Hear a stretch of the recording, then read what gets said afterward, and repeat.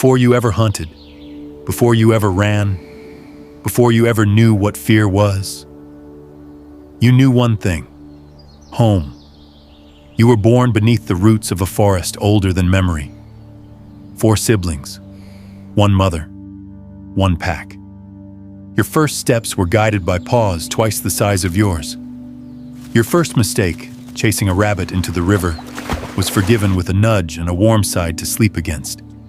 Your first howl was answered by 5 voices, not 1. You belonged. But the wilderness has a rule. Nothing stays the same forever. The young must leave. The old must make way. One morning, the frost is thick on the ground, and the den is silent. No footsteps, no familiar scent carried on the wind. Only claw marks on a tree pointing north. A trail already going cold. You run until your legs give out. You call until your throat is raw. The forest gives you no answer.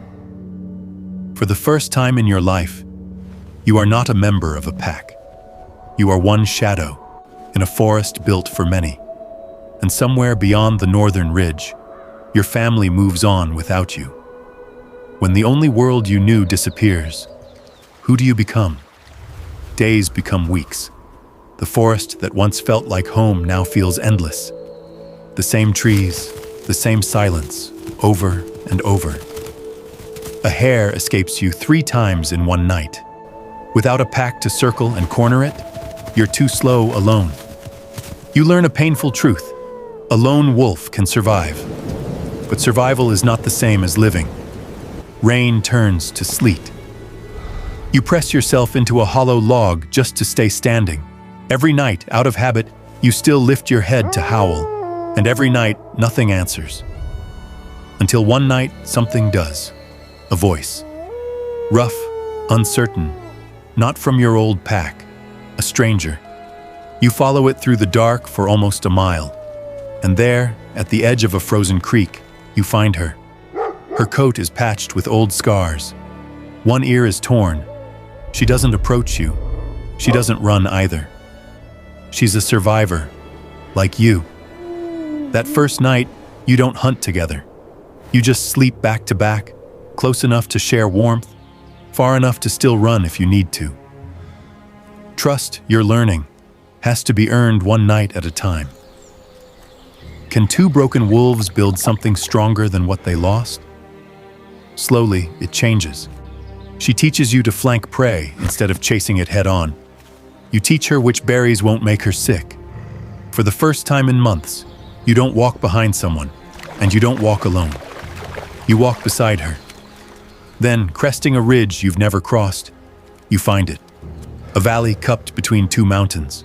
A river running clean through the center. Deer grazing untouched by any hunt. A place a new story could begin.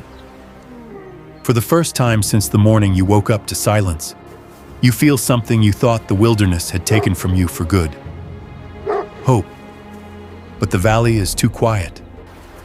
No claw marks on the trees, no scent trails crossing the grass, no birdsong. A place this rich should be full of life, and something has kept it empty. Then you see them at the tree line, a pack of 6, watching without moving. This land already has owners, and you've just walked into the middle of their territory. Did you finally find a home? Or did you walk into a war? The rival pack is larger, better fed, battle-scarred in ways that speak of victories, not just survival. They don't hate you. They're protecting the only thing that's kept them alive. Because they learned the same lesson you did. The wilderness doesn't give. It takes, unless you're strong enough to hold what you've claimed. You could leave. Turn back toward the endless road, the cold nights, the silence. But you look beside you, at the wolf who followed a stranger's howl into the dark and stayed. At the den you've already started digging into the hillside. For the first time, you're not running to survive. You're standing to protect something. The largest of the rival pack charges first. You take the hit low, rolling with it instead of against it. A trick you never had a teacher for. learned only from weeks of failing alone. She fights beside you, covering the side you can't. A second wolf lunges for you, and she meets it head-on, taking a bite meant for your throat across her shoulder instead. You don't win by strength. You win because you fight as two, and for a moment, their strongest wolf hesitates, sizing up a bond he doesn't have with his own pack. That hesitation is enough. The rival pack's leader backs off first. One by one, the others follow. They don't leave defeated. They leave understanding. This pair isn't worth the cost of the land anymore. The valley falls silent again. But this time, the silence is yours. Can the wolf who once lost everything finally protect something? Years pass. The scar across her shoulder fades to a thin, pale line. Yours, along your ribs, aches only when the frost sets in. The lonely wolf who wandered through empty snow is gone. In his place stands a leader, a protector, a father. The valley that once held no voices now holds 4 young ones, wrestling in the tall grass, learning to stalk moths before they ever learned to stalk prey. You watch them fail the way you once failed. You watch them get forgiven the way you once were. The cycle you lost has found its way back to you, rebuilt, not replaced. But every story has a beginning buried inside its ending. One morning, the oldest pup walks to the edge of the valley and stops, looking north, toward mountains that mean nothing to you now, but mean everything to a wolf who hasn't tested them yet. You watch from a distance. You don't call him back, because you understand. You were once that wolf, standing at an edge, listening to a silence only you could hear. He takes the first step.